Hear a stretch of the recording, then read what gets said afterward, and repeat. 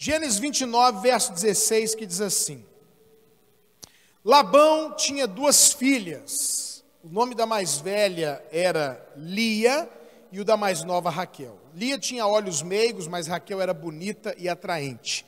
Como Jacó gostava muito de Raquel, disse: trabalharei 7 anos em troca de Raquel, sua filha mais nova.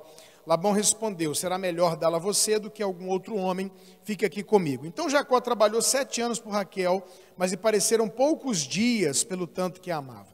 Então disse Jacó a Labão: entregue-me a minha mulher, cumpri o prazo previsto e quero me deitar com ela. Então Labão reuniu todo o povo daquele lugar, deu uma festa, mas quando a noite chegou, deu sua filha Lia a Jacó, e Jacó deitou-se com ela. Labão também entregou sua serva Zilpa, sua filha, para que ficasse a serviço dela. Quando chegou de manhã, lá estava Lia. Então Jacó disse a Labão: o que foi que você me fez? Eu não trabalhei por Raquel? Por que você me enganou? Labão respondeu: aqui não é costume entregar em casamento a filha mais nova antes da mais velha. Quero falar com vocês sobre o tema: como ter o casamento dos meus sonhos. Como a minha esposa falou, queridos, casamento dos sonhos não significa casamento perfeito, porque isso não existe. Homem perfeito, mulher perfeita, casamento perfeito, família perfeita, igreja perfeita, não existe. Esse lugar, a terra, é um ambiente de pessoas diferentes e de pessoas imperfeitas. Então, até hoje, me fizeram uma pergunta no Instagram e perguntaram: pastor, o senhor e a pastora brigam? Eu respondi lá: a gente brigou, briga e brigará, porque não tem como, a gente está convivendo e a gente é diferente e as coisas vão acontecer. Agora, a questão aqui não é perfeição, não é ausência de problema, a questão é: apesar dos problemas, é gostoso, vale a pena, e eu sou feliz no meu relacionamento. Essa é a questão. Então, pastor, eu gostaria de viver um casamento dos sonhos. Eu gostaria de ter uma família dos sonhos. Eu quero te dar os passos para que você tenha o casamento dos sonhos. Quando as pessoas se casam, elas se frustram com o casamento. Por quê? Porque há uma diferença entre o sonho e a realidade. Uma coisa é o que a gente imagina que vai ser o casamento, a família. Outra coisa é quando a gente entra lá dentro e vive o relacionamento. Então, sonho e realidade são diferentes. Os níveis de frustração podem ser diferentes, claro. Tem gente que fala: poxa, pastor, não frustrei. Obviamente você se frustrou. Talvez a sua frustração foi pequena, porque você esperava muitas coisas do casamento e encontrou a maioria delas. Mas é impossível não se frustrar, porque nós somos pessoas diferentes, imperfeitas e limitadas. Agora, o problema é que muita gente se frustrou com muitas coisas no casamento e por isso a frustração ficou muito grande. Eu quero aproveitar essa história do Jacó, já que ele casou com 2 mulheres, e por um momento a gente vai fazer a Lia representar a realidade e a Raquel vai representar o sonho. E olha que interessante, irmãos, a Bíblia ela é maravilhosa, né? Ela já fala logo a verdade. A Bíblia diz que a Lia tinha os olhos baços, meigos, vírgula, mas Raquel era bonita e atraente. Em outras palavras, a Lia era feia e a Raquel era bonita. Outra coisa sobre essas 2 mulheres muito interessante é o significado do nome delas. Se você colocar no Google hoje, você sabe o significado do nome de qualquer pessoa, inclusive o seu. O nome Raquel significa ovelha mansa, ovelha tranquila. O nome Lia ou Leia significa vaca braba, vaca selvagem. Olha só, meu irmão. Se você escrever aí, você vai ver que o nome Lia significa isso. Então Jacó se lascou, que ele casou com a mulher feia e braba. Quando você casa com uma pessoa feia, mas gente boa, pelo menos a beleza interior compensa, não é? A pessoa é gente boa. Quando você casa com uma pessoa braba, mas bonita, pelo menos você apanha da beleza, né, meu irmão? Mas o Jacó, ele casou com a mulher feia e braba. Para perceber quem está solteiro, namorando, noivo, ou lembra da época que você é namorado e noivo, e para lembrar que quando a gente está nessa época do noivado, do sonho, né, imaginando o casamento, ninguém costuma pensar no lado Lia, que é o lado feio, é o lado do problema, é o lado difícil. Muito raro você encontrar um noivo, um namorado, pensando em problema do casamento, né? Você está preocupado com dinheiro, se vai ter dinheiro para as contas, mas não imagina TPM. Quem é que é um homem que é solteiro imaginando como é que vai ser a TPM da minha mulher? Não existe. E quem aqui tem mulher, dependendo do nível da TPM, sabe que isso é uma coisa bem séria no relacionamento, né? Quem é que imagina que o outro vai engordar, vai ficar careca? Quem é que imagina um monte de coisa, problema financeiro? Quem é que pensa em peido, arroto? Ninguém. Porque na época que a gente é solteiro, todo mundo é entupido, já percebeu isso? Né? Todo mundo é entupido, ninguém sai lá, todo mundo, o máximo que faz é, desculpa.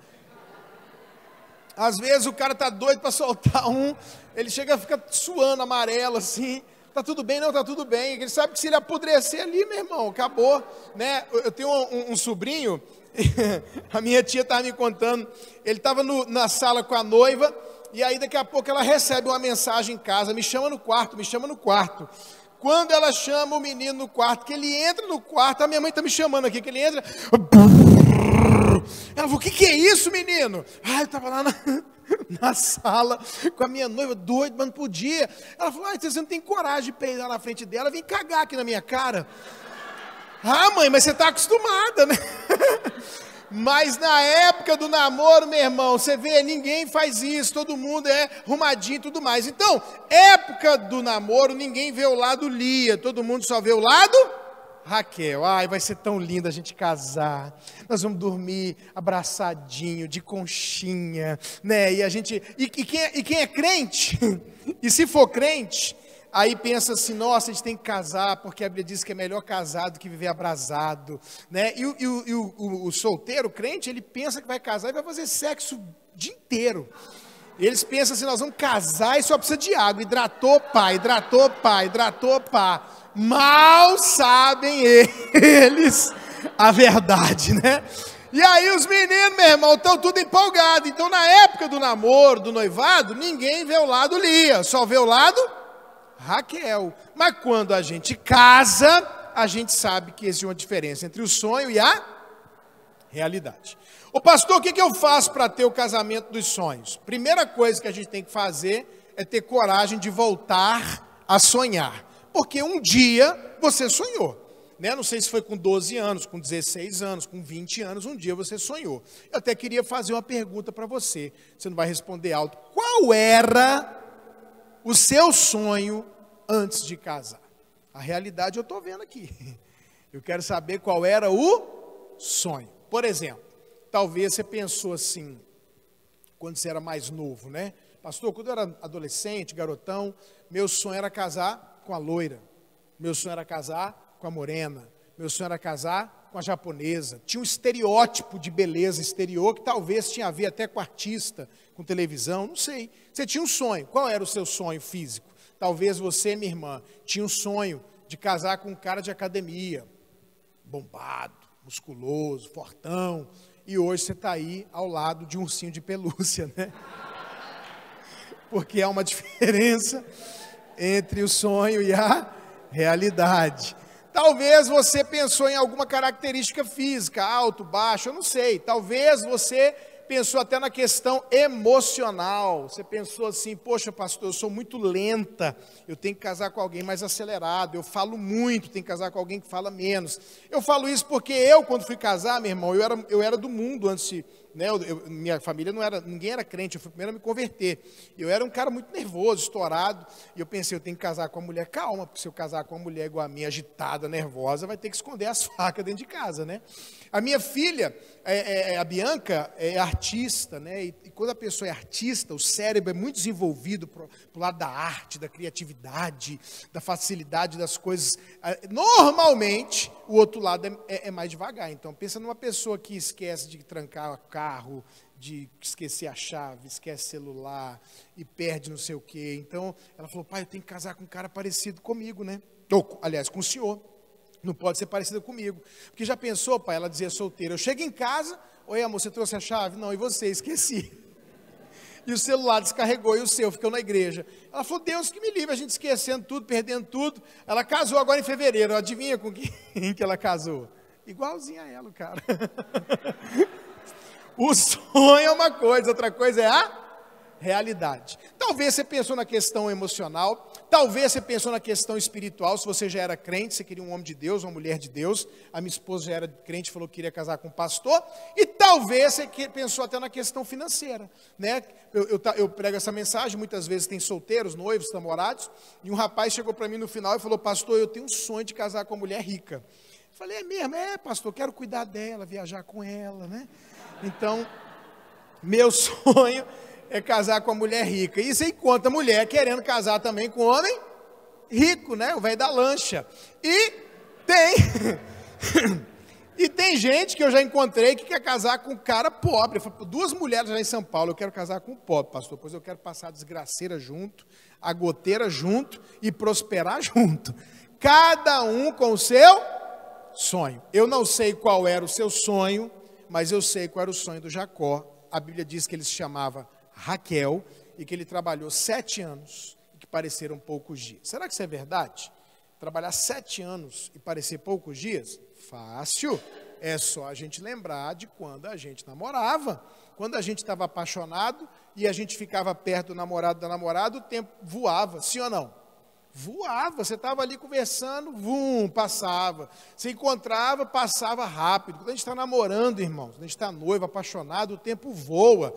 Eu estou vendo gente aqui que é da minha idade, talvez até um pouquinho mais, que chegou a pegar um negocinho chamado orelhão. Quem aqui pegou o orelhão de ficha? Quem não sabe o que é, procura na internet.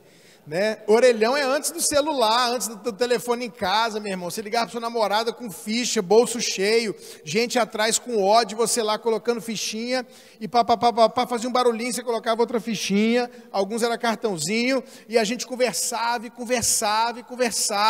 depois compramos telefone para casa, era caríssimo ter um telefone, valia ações, dinheiro, valia trocar para o carro, ligação caríssima, e a gente conversava e fazia conta alta, e era uma hora conversando no telefone, às vezes até mais. E o pior, passava dessa 1 hora, 1h30 conversando, no mínimo uns 5, 10 minutos era, desliga você. Ah não, desliga você. Ah não, desliga você. Vamos desligar junto? 1, 2, 3. Você não desligou. E a gente, meu irmão, queria estar perto. E a gente queria ficar conversando. E o tempo voava. Aí agora para pensar quando a gente era solteiro, namorado ou noivo. Todo esforço, todo trabalho que a gente tinha para agradar e impressionar o outro, não parecia pesado, irmão. Não parecia. Se você tivesse que fazer alguma coisa para impressionar, comprar um urso de pelúcia, levar para jantar num lugar caro, comprar rosas, bombom, fazer a comida que o rapaz gostava, a gente fazia essas coisas e não era pesado.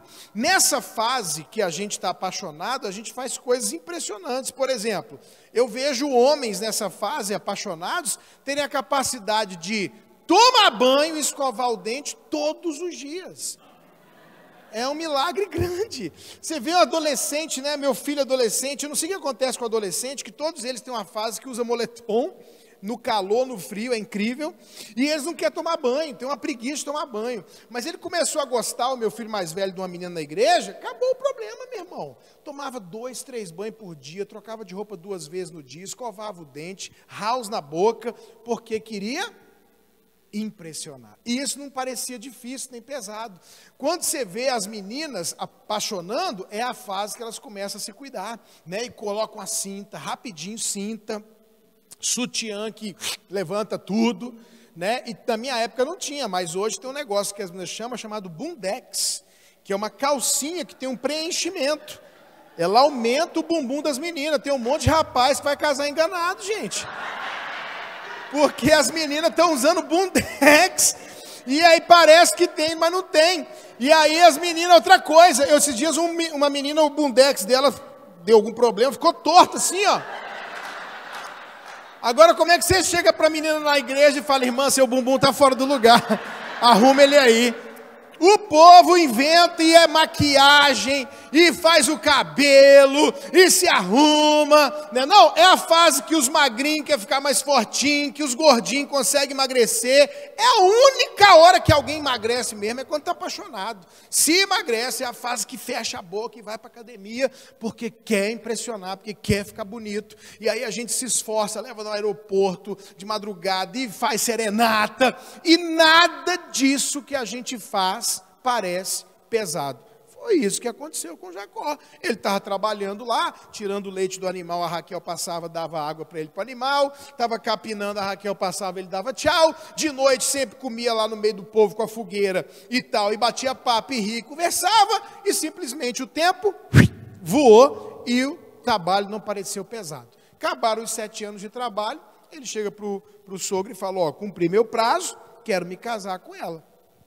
E aí o Labão faz uma festa de casamento, e lá em Israel, não sei se você sabe, uma festa de casamento dura 7 dias, não é como no Brasil, na América, que duram horas, 7 dias de festa. E aí o povo está lá, come, bebe, dança, 1 dia, 2 dias, 4 dias, 5 dias, 6 dias, 7 dias. Acabou 7 dias de festa. Finalmente, lua de mel, noite de núpcias. A Bíblia não diz, mas eu imagino que o Labão fez uma barraca bem longe da fogueira, bem longe de toda a luz que tinha, blackout total, meteu a Lia lá dentro. O Jacó, depois de esperar 7 anos e 7 dias, vamos falar a verdade que só tem casais, né? Não entrou na barraca para bater papo, né, meu irmão? O cara estava doido para ter a sua noite de núpcias. Entrou, conferiu que era mulher, partiu para cima. Eu penso que foi uma noite especial e diferente. Por quê? Quem é que estava lá? Era a Raquel? Era quem? A Lia. A Lia podia se entregar? Não, se ela falasse qualquer coisa, o Jacó, opa, essa voz não é da Raquel, é da Lia. Então a Lia não podia falar nada, sim ou não? Então imagina o Jacó tendo seu momento de intimidade com a sua esposa, primeira noite. Tá gostando, Raquel? A Lia. Não podia falar, ué. Vai mais rápido, diminui.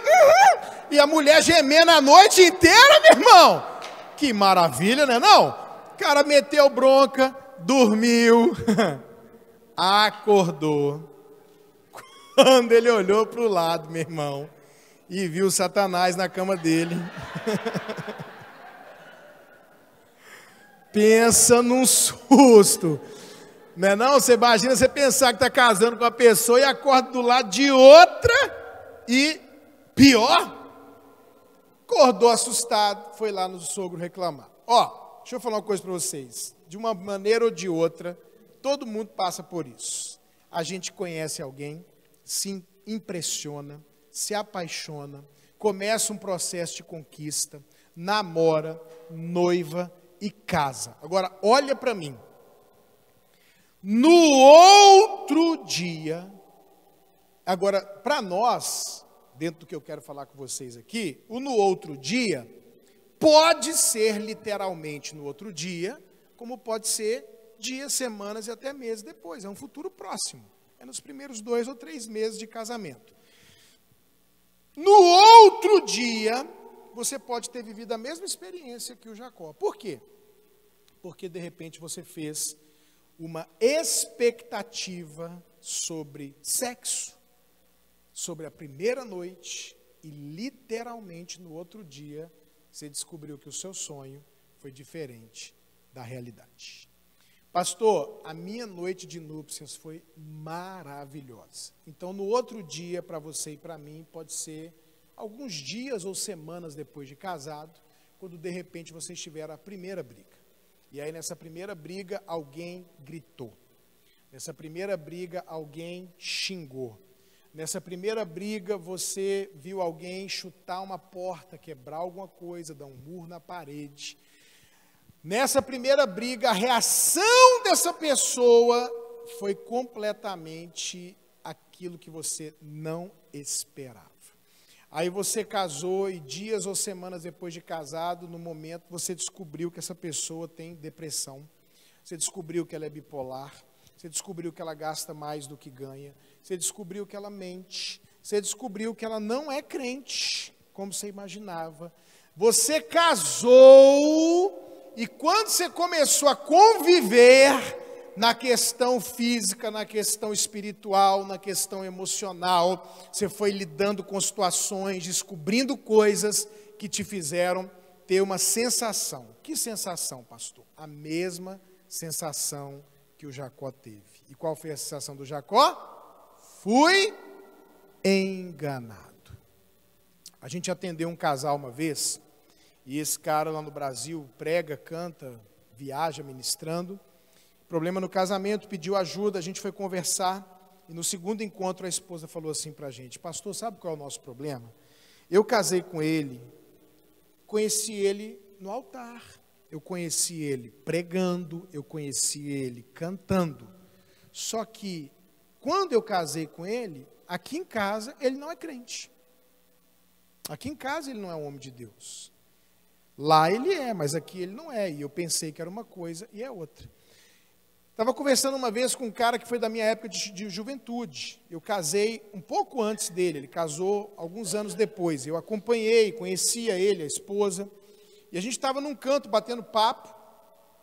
E daqui a pouco, no meio desse lugar, que eu não lembro se era uma festa, o que era, a esposa entra. E a esposa rindo, conversa. Sabe aquela pessoa que chega no lugar e todo mundo ri, e ela conta história, e ela anima o ambiente, e ela é uma mulher inteligente, uma mulher bonita, e aí ele está naquele negócio, aí ele virou para mim e falou: olha lá, pastor, minha esposa. Aí eu falei: ah, ela chegou, que legal. Ele falou: pois é, cara, eu me apaixonei por aquela mulher ali. Aí eu falei: ah, que benção. Ele falou: mas cara, ela é outra pessoa dentro de casa. Outra pessoa. Pastor, em casa, ela é bruta, ela não ri, ela não conversa, ela é estranha. Cara, pelo amor de Deus, se eu voltasse atrás, eu jamais me casaria com ela. Sabe por quê? A minha convivência com ela foi na igreja, na pizzaria, nas festas, nos acampamentos. E nesses ambientes, olha como é que ela é.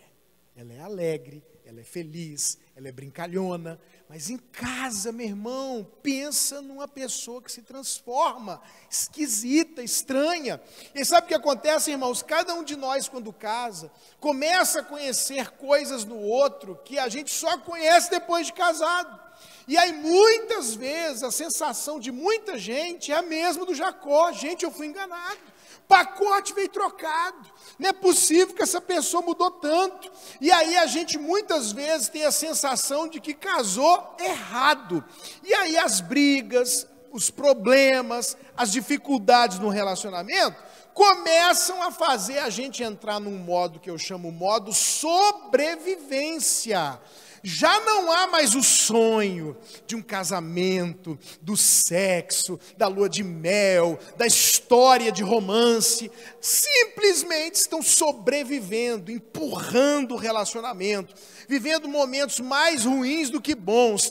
E muita gente vive esse drama, e quando vive essa situação, não há mais sonho, só há sobrevivência. Então a primeira coisa, você que veio aqui hoje, você tem que fazer para ter um casamento dos sonhos, é ter coragem hoje à noite de voltar a sonhar. Mesmo que esteja difícil, mesmo que você esteja sobrevivendo, mesmo que você pense em separação, mesmo que a situação, pastor, não está tão ruim, mas está mais ou menos, está horrível. Pastor, independente do que está acontecendo, hoje é o dia de você ter coragem de voltar a sonhar um casamento dos sonhos, não perfeito, mas feliz. Quem está entendendo, diga amém. Segunda coisa, se você quiser um casamento dos sonhos, você precisa tomar uma segunda medida, é assumir a responsabilidade. Eu queria que você fizesse cara de profeta, faz cara de profeta para mim, levanta o dedo assim, ó. Agora vira para quem está do seu lado o dedo e fala assim: a responsabilidade, fala assim, é sua. Gente, deixa eu falar uma coisa para vocês. O ser humano, automaticamente, toda vez que a gente tem um problema, uma dificuldade e um fracasso, é automático, a gente procura um culpado. Quando Adão foi confrontado, colocou a culpa em Deus. Quando a Eva foi confrontada, colocou a culpa na serpente. desde lá até hoje, a nossa tendência é arrumar culpados. Por que você não conseguiu o que você queria na sua vida financeira? É porque meu pai me batia, é porque minha mãe me abandonou, é porque eu sou do Nordeste, é porque eu sou preto, é porque eu sou branco, é porque eu moro em New Orleans, não é na Flórida, é por causa do Biden, é por causa do Bolsonaro, e a gente fica arrumando culpado, irmão. É o pastor, é a igreja, é a minha mulher, e a gente não consegue assumir responsabilidades. Esse é um problema. Olha o que eu vou dizer para você, ouça isso não é só em casamento não. Pessoas que são vencedoras, acima da média, que voam com águias, elas têm uma característica em comum. Quem estudou isso? Um homem chamado Napoleão Hill. O cara não é crente, os livros dele são excelentes, tirando as espinhas que tem lá que não são boas. Napoleão Hill é um cara aqui da América, antigão, e ele dedicou a vida dele a estudar homens de sucesso. Só que ele estudou gente de sucesso no mundo inteiro. Gente que tinha sucesso numa área, em outra área, em outra área, não só negócio. Gente que tinha estudo, que não tinha estudo, formação sem formação, de 60 anos, de 30 anos. Sucesso. Quando ele estudou, sentou, conversou com homens de sucesso no mundo inteiro, ele observou que eles tinham características em comum, mesmo sem se conhecerem, mesmo sem ter sucesso na mesma área. E ele foi e escreveu um livro sobre isso. Ele falou, olha, eu observei que a maioria dos homens de sucesso, todos, e aí ele começou a falar o que eles fazem. Eu não lembro, vou dar só exemplos aqui. É um exemplo aleatório, nem é exatamente no livro. Um exemplo, todos acordam 6 horas da manhã. Gente, é incrível. Eu estudei 200 homens de sucesso, 190 às 4 horas da manhã. Todos eles comem maçã, todos eles se exercitam, e aí ele foi falando o que a maioria deles fazia. Você quer saber uma característica de pessoas de sucesso? Quando elas têm um problema, essas pessoas não têm a tendência de responsabilizar, elas têm a tendência de se responsabilizar. Se algo não está dando certo, ela não diz assim. Eu vou dar um exemplo como pastor, Márcio, por exemplo, que é uma coisa que eu vejo muita gente fazer. Às vezes a igreja está com um problema, nossa, essas ovelhas são difíceis. O cara que tem sucesso, ele pensa, o que eu estou fazendo errado? Não é a igreja, não é a cidade, não são as ovelhas, não é o trabalho, não é o chefe, não é o empregado, eu. A tendência deles é essa, entendeu? O que aconteceu com o Jacó aqui? Quando Jacó acordou ao lado da Lia, presta atenção, isso aqui é um segredo. Quando ele acordou ao lado da Lia, o que ele fez? Ele colocou a culpa em quem? No sogro, no Labão. Foi lá no sogro e falou, rapaz, você me enganou. Eu trabalhei pela Raquel e você me entregou a Lia. E se a gente não parar para perceber o texto, a gente acha que a culpa é do Labão. Mas, na verdade, apesar da safadeza do Labão, que teve a sua parcela, a responsabilidade mesmo não era do Labão, era de quem? Do Jacó. Aonde está isso na Bíblia, pastor? Verso 25, se você quiser acompanhar, eu sei de cabeça, diz assim, por que você me enganou? Eu trabalhei pela Raquel. Aí o Labão falou uma coisa, que é o que dá a chave desse texto. Ele diz assim, Jacó, aqui nesta terra existe um costume, uma lei do casamento. Fala essa expressão comigo, lei do casamento. Isso, lei do casamento. Ele disse assim, aqui eu não posso casar a mais nova antes da mais velha. É uma lei dessa terra. O Jacó não fala mais nada. Por quê? Porque ele percebe que ele deu mole de casar sem conhecer a lei. Eu tive no Japão. Tem muita diferença em leis do casamento. Mundo árabe, muçulmano, Japão, que não tem nada dessas coisas. Casa um japonês com a japonesa. Tem filhos, resolve separar. Como é que é lá no Japão, pastor? Eles vão para a corte, chega na frente do juiz, o juiz vira para o homem e pergunta, você quer ficar com os filhos? O homem diz, sim, quero. Acabou a audiência.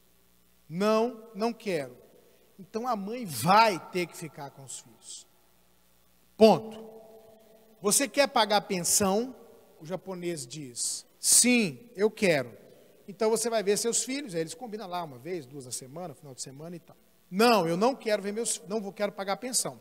Então o Estado vai pagar o sustento da mãe e dos filhos, só que você fica por lei proibido de ver os seus filhos. Mas quem decide tudo é o homem.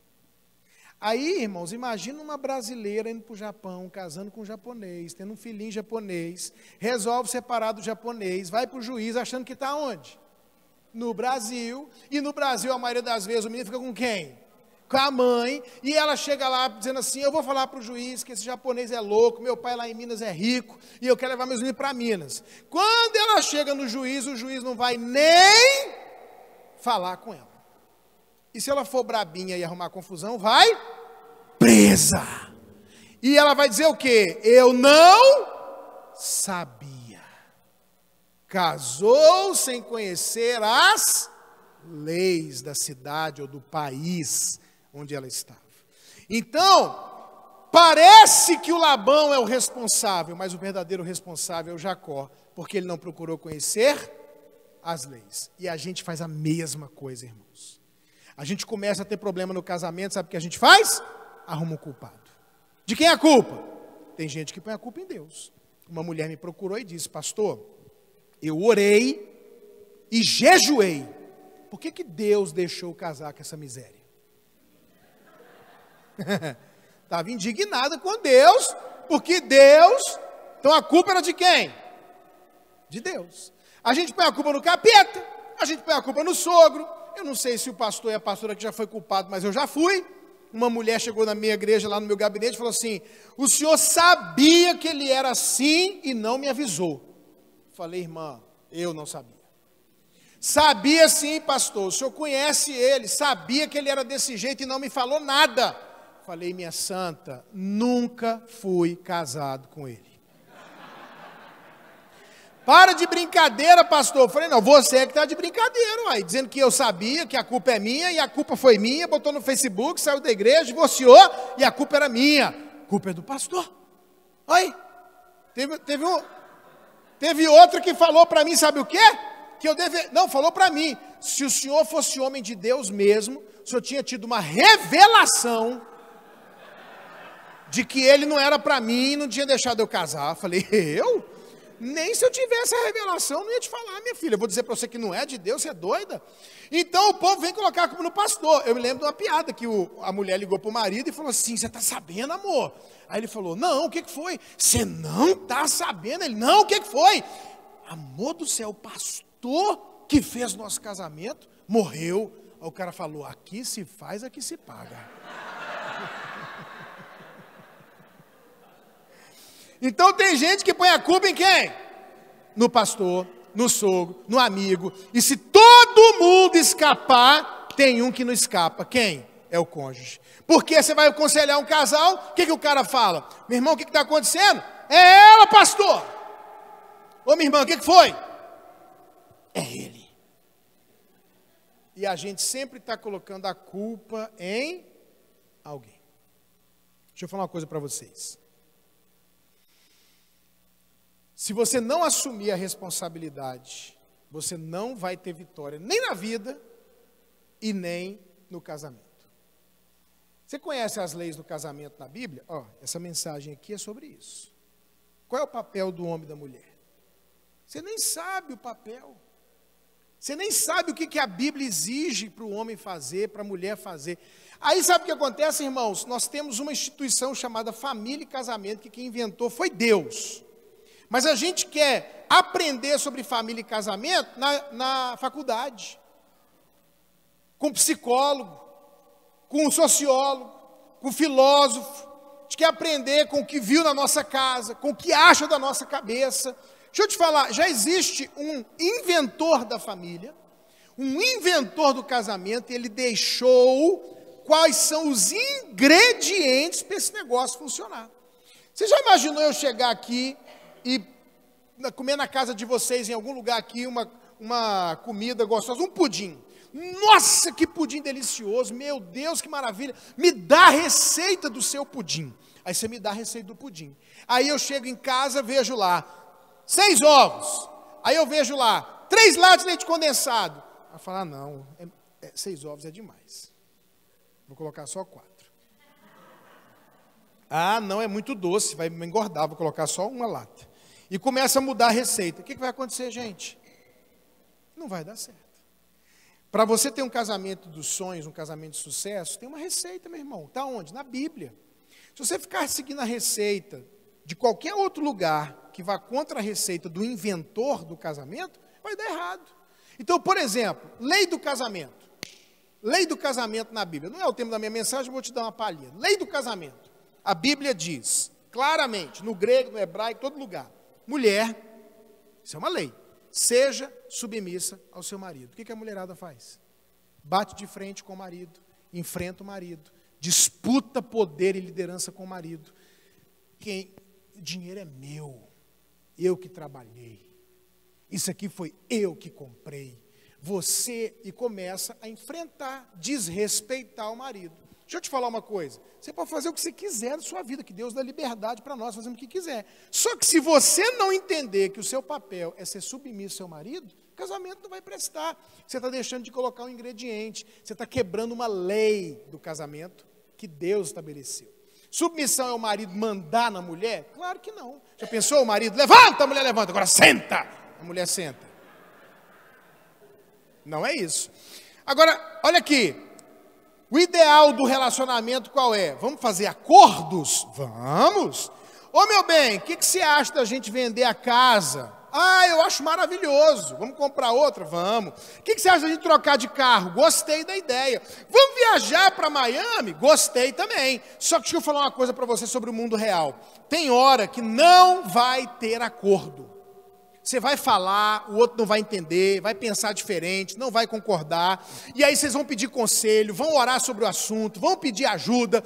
E tem hora que não entra em acordo de jeito nenhum. E quando não houver acordo na minha casa, pastor, o que a gente faz? Alguém tem que decidir. Alguém tem que ter a palavra final dentro dessa casa. E segundo as leis do casamento na Bíblia, segundo Deus, a palavra final dentro de uma casa é de quem?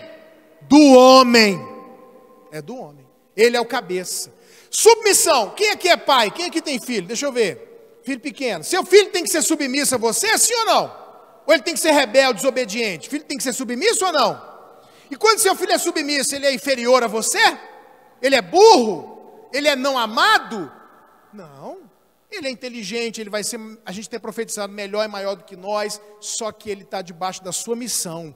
Tem missões em casa, o homem tem uma missão, a mulher tem uma missão, mas a missão do homem, a mulher está com a missão abaixo do homem. Isso não faz ela de menor, inferior, pequena, nada disso. Agora, toda vez que uma mulher cai para o lado do feminismo, vai ouvir mulher do sovaco cabeludo, vai dar problema no casamento. Vai dar problema no casamento. E aí se você quebra a lei do casamento e o casamento não presta, você não pode colocar a culpa em ninguém. Porque você não está fazendo a sua parte. Eu falo isso, os homens ficam calados, mas eu sei que por dentro eles estão vibrando. Eu sei que tem homem aqui dizendo, meu Deus, como valeu vir aqui hoje à noite. Obrigado. Eu sei que ele está assim, com medo até de respirar forte e apanhar. Mas está soltando fogos de artifício. Meu Deus, obrigado. Então, meu querido, isso é uma verdade, a mulher tem que ser submissa, o homem é o cabeça da casa. Pensar diferente disso é ir contra a Bíblia, você tem toda a liberdade, mas é ir contra a Bíblia, é contra a palavra de Deus. Agora, eu quero que você receba com a mesma empolgação a sua parte também. Porque se tem a parte da mulher, também tem a parte do homem. E o que a Bíblia diz para o homem no mesmo texto? Mulher, seja submissa ao seu marido, homem, ame a sua esposa.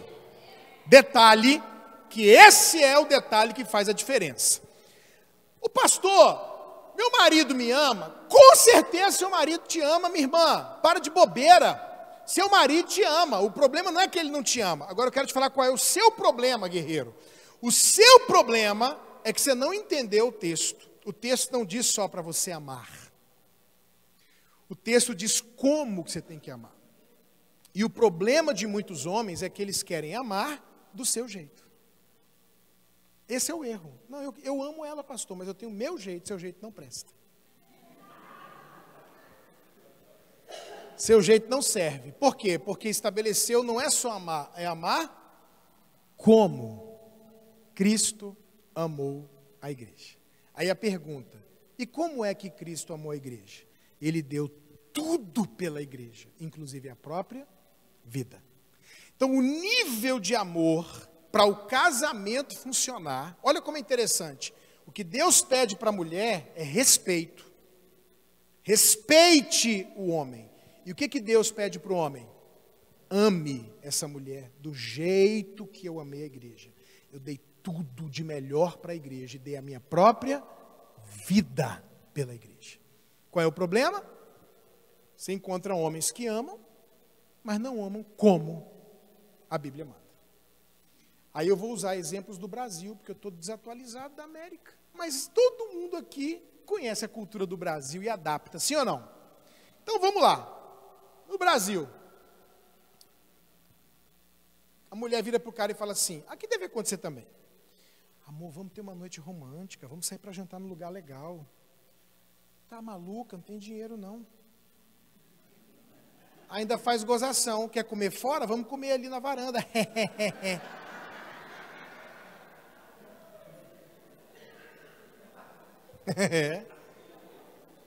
Mas, já viu como é que é homem? Está na rua, pega água, pastel, caldo de cana, pão de queijo, compra. Se encontra um amigo para almoçar junto. Não, homem é assim. Vamos almoçar? Bora! Está apertado, mas vai. Chega lá, a conta deu R$160. Um já puxa 100. Pá! Aí, 100. Macho, paga a conta. Ou então fala logo, deixa que eu pago essa. Né? Já viu mulher pagando conta? Conta deu R$82,25. Irmão, elas tiram R$82 e começam a procurar a moedinha de 25 centavos. Você tem 5 centavos para me emprestar? Eu te pago amanhã. Aí o cara não tem dinheiro para a mulher, mas tem dinheiro para comer o pastel, o pão de queijo, o caldo de cana e almoçar com o amigo. Não tem dinheiro para a mulher, mas compra a camisa do time de futebol de R$150. Não tem dinheiro para a mulher, mas vai jogar bola toda quarta-feira e paga para jogar bola e termina comendo alguma coisa. Não tem dinheiro para fazer nada com a mulher, porque está tudo caro, não sei o quê. Aí ele compra roupa nova. A mulher está com as calcinhas tudo rasgadas no varal. E ele, bonitão. Aqui muda, porque a mulher trabalha e tal. Mas você sabe que é essa cultura. Entendeu? Eu já vi muito cara lá de terno, muito cara de Dudalina, de Lacoste, a mulher toda lascada. Agora, vamos ver uma coisa que também acontece aqui? Eu não vou usar os carros daqui que eu não conheço, vou usar o carro do Brasil. Quantos carros vocês têm, gente? 2, pastor. Qual é o carro de vocês? Um Corolla e um Palio. E quem é que anda no Palio? Aí eu vou te falar uma coisa, queridão. Se vocês têm 2 carros, ou vende os 2 carros e compra 2 carros equivalentes, iguais, equivalentes, ou se não, segundo as leis do casamento, o melhor carro tem que ser da mulher, brother. Porque Jesus nunca daria o pior carro para a igreja. Eu quero segurança para sair daqui hoje, pastor Márcio. Entendeu?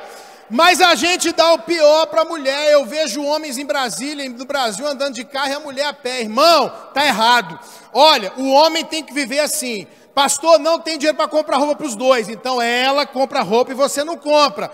Vai acabar a comida. Ela come e você morre, miserável.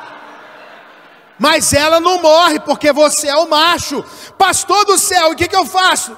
Faz o que você tiver que fazer. Mas você tem que amar essa mulher dando a vida por ela. Aí, você vai encontrar não muita dificuldade na mulher em ser submissa a um homem que a ama desse jeito, que é o que acontece com a igreja de Jesus. Nos submetemos a alguém porque sabemos que ele nos ama. A mulher se submete e o homem ama dando a vida. Aí o que acontece, irmãos, nos casamentos? O homem não ama como ama, mas não ama como Cristo amou a igreja. A mulher não se submete como a igreja submete a Jesus. Casamento não presta.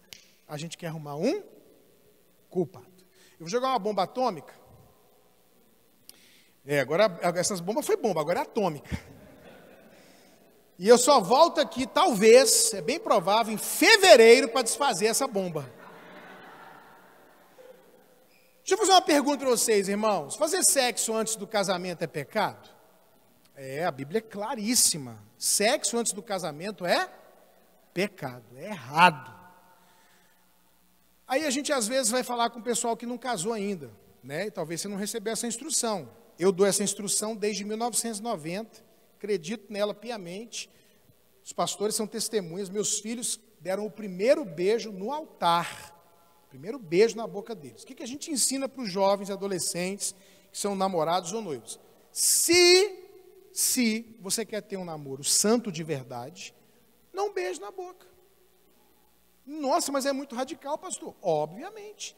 Porque é impossível ligar em cima e não esquentar embaixo. Né? Então, se você quer ter um namoro santo, a Bíblia manda você enfrentar tudo, mas quando ela fala de sexo, ela manda você fugir, porque ninguém é forte nessa área. Aí você vai pegar dois meninos de 15, 16, 17, 18, explodindo de hormônio, se encostando, se beijando, e não vai acontecer nada? Impossível. Então, você quer ter um namoro santo? Quero, não beijo na boca. Você acha que a maioria dos meninos dá ouvido que a gente fala? Não. Uma vez eu estava falando isso, uma menina levantou a mão e falou, pastor, mas eu beijo na boca do meu namorado e ele não sente nada. Eu falei, termina esse namoro. Essa coca é Fanta, minha filha. Não existe um homem beijar na boca e não sentir nada, não. Tá. Aí você fala para os meninos, você acha que eles ouvem? Não. Eles vão fazer o quê? Beijar. Aí beija, passa do limite, passa a mão onde não devia, daqui a pouco cai, peca, faz sexo. Aí casa. Aí digamos que a pastora ali pegue a palavra aqui no final, ou no encontro de casais, vocês fizerem um dia em algum lugar, no hotel, num barco, e em todo lugar do mundo isso aqui acontece. Gente, agora fica de pé, vira para sua esposa e dá um beijo nela. Irmão, eu estou trabalhando com casais e família há 25 anos, eu viajo o Brasil e o mundo. Você manda um homem casado dar um beijo na mulher, sabe o que 98% dos homens casados faz? Só pode ser o demônio. Porque você fala para o povo não beijar o povo, você manda o povo beijar, não beija.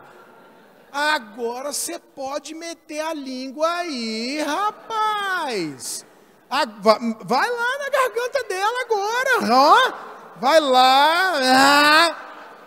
Agora que casou, tá com nojinho.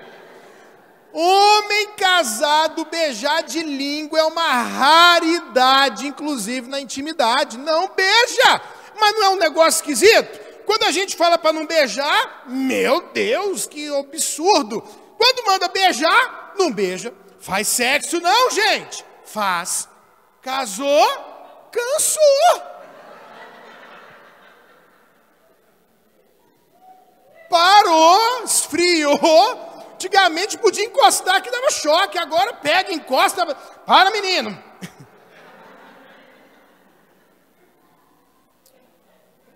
Vou falar uma coisa para vocês, irmãos. Lei do casamento na Bíblia. Na Bíblia. Não é invenção minha, não. Se você quiser ficar com raiva, uma vez uma menina chegou para mim e falou assim, pastor, eu achei que o senhor era machista. Eu falei, irmã, estou só falando o que a Bíblia diz. Vai reclamar com ele. A mesma Bíblia que proíbe fazer sexo antes de casar, proíbe negar sexo depois de casado.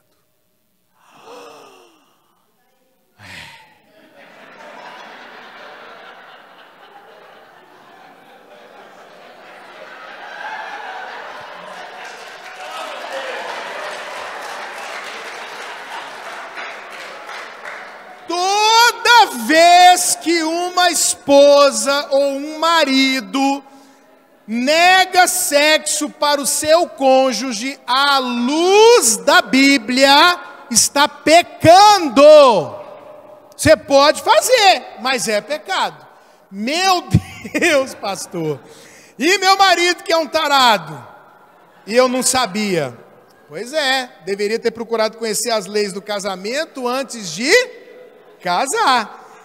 1 de Coríntios, capítulo 7, a Bíblia diz assim: quanto ao que me escrevestes, é bom que o homem não toque em mulher, mas por causa da impureza, cada uma tem o seu marido e cada marido a sua esposa. Olha o que a Bíblia diz: o homem conceda à esposa o que lhe é devido, e semelhantemente a mulher ao seu marido. Aí a gente podia falar, só isso, pastor? Não, continua.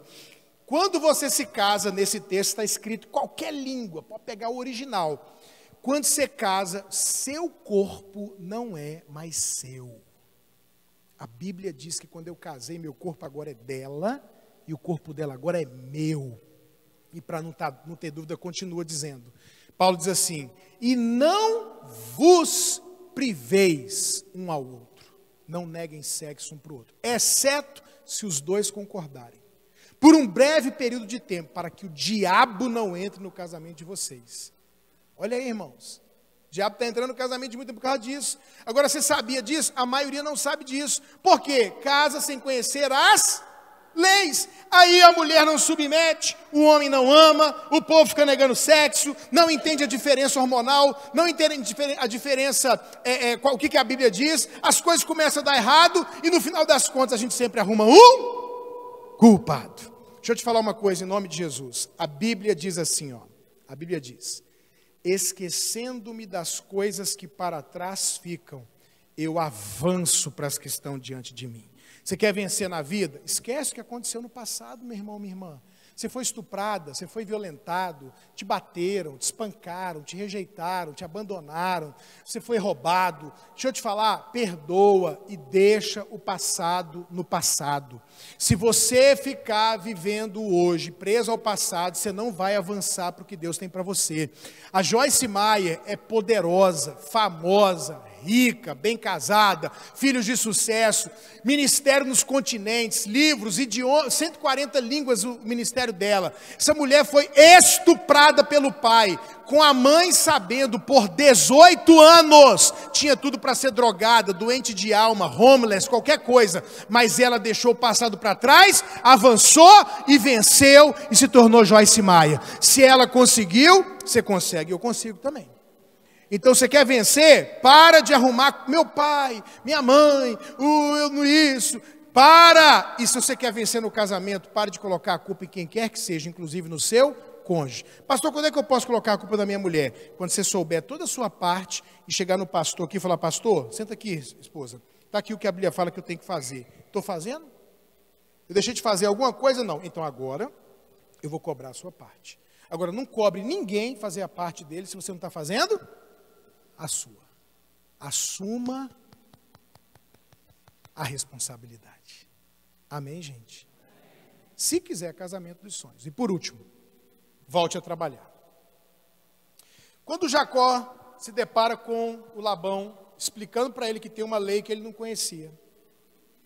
E aí o Labão pergunta para ele: você gostaria de viver um sonho? Jacó falou: gostaria. Você quer Raquel? Ele falou: quero. O que ele falou? Trabalhe mais 7 anos. Você quer ter um casamento dos sonhos? Quero, pastor. Então volte a trabalhar. Qual que é o nosso erro, irmãos? A gente casa e para de trabalhar. Antes de casar, a gente ora. Jesus, eu quero acertar quem é a pessoa, não deixa eu casar errado. Senhor, me ajuda, me ajuda, me ajuda. A gente ora por mim, me abençoa, aí casa. Quando casa, para de orar. Pouca gente ora pelo marido, pela esposa, pelo casamento, pela família. Seu erro, você parou de orar. Trabalhou antes, parou de trabalhar. Nosso erro, a gente é romântico antes, parou o romantismo. Nosso erro, educado antes, parou a educação. Nosso erro, carinhoso, carinhosa antes, parou o carinho. Nosso erro, atencioso antes. Já viu o namorado? Liga para o outro: oi, está ocupado? Não, pode falar. Aí a gente casa. Quê? Fala rápido, estou ocupado. Tá. Desliga. parou a atenção. Parou o respeito, irmãos. Já viu namorada, ouvindo namorado contar piada? Chora de rir. Ri de tudo. Aí casa. O marido vai contar piada, a mulher fica assim, ó.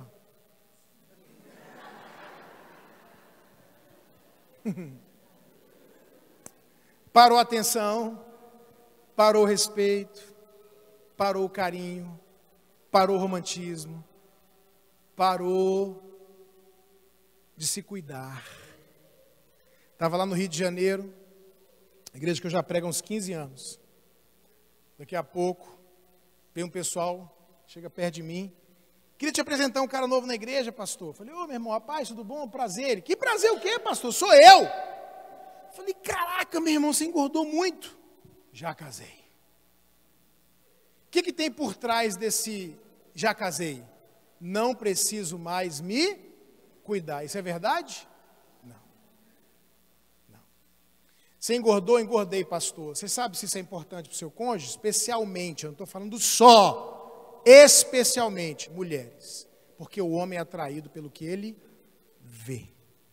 Volte a se cuidar. Volte a orar. Volte o romantismo. Volte a atenção. Volte o carinho. Volte. Aí o povo, lembra, não arrotava, não peidava, casa, vira uma rotação, uma peidação.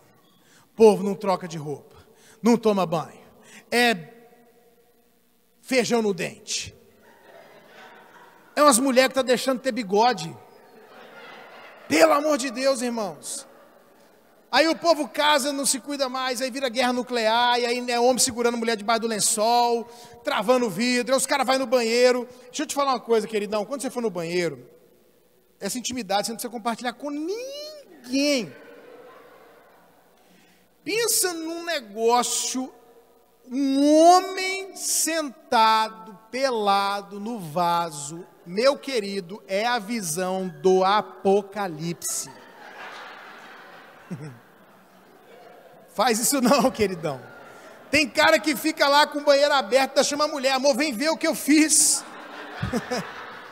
Olha o tamanho, obra de arte.